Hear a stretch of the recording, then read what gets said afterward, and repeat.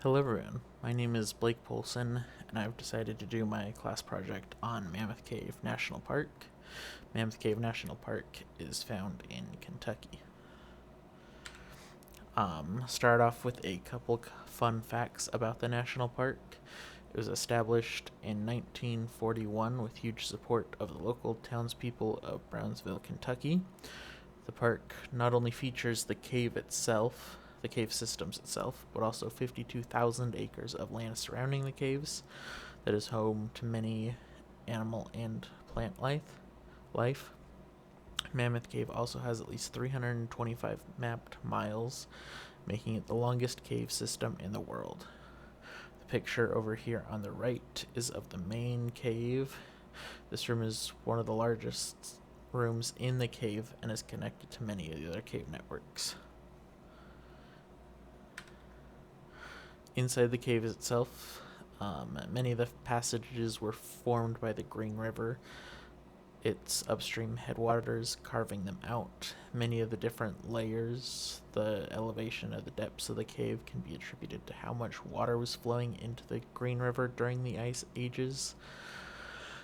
As the glaciers that fed the river melted and refroze, varying amounts of water flowed into the cave, carving out different amounts of water over the life of the cave.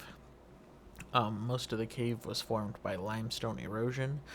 This is what happens when the water slowly softens the limestone and then erodes it away into a different part of the cave.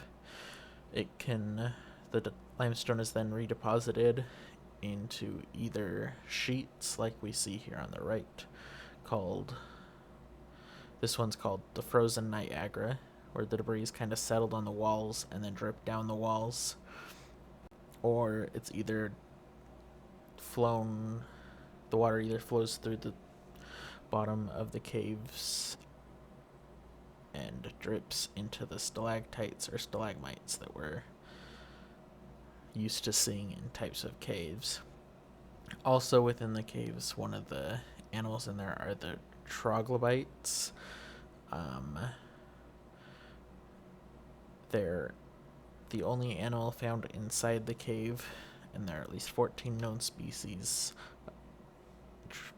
dwelling within Mammoth Cave. The park services also offer guided tours of the cave systems. They currently have about 10 different tours, varying in length and distance, but approximately they average out for 3 hours and 3 miles of the caves, and over 500,000 people tour the caves every single year. Each of their tours takes you to see a different formation in the cave system. There's a tour to see the frozen Niagara that we saw in the last slide, as well as a historic tour that guides you through some of the early discoveries of the cave and how the caves were formed. This photo over here on the right is an interest of their newest tour that will open in May, called the River Styx Tour. This tour will take people down through the waterway as it flows through the cave, and you'll be able to see the erosion of the cave happening in real time, even though you probably won't notice anything because it can take millions of years for these types of caves to form. Also, outside of the caves,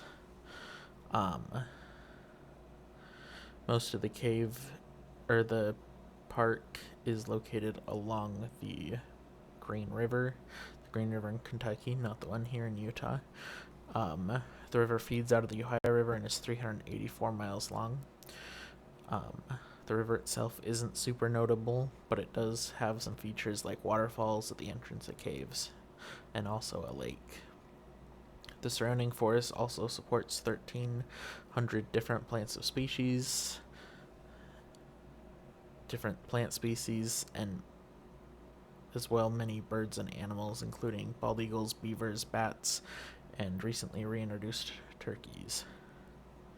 This picture here you can see is just a picture of the Green River, and you can see some of the beautiful landscape that's there. And to close my presentation, I got all of my pictures from the Department of the Interior's website, and here's a little picture of a troglobite, just because you were probably curious what they looked like. Thank you.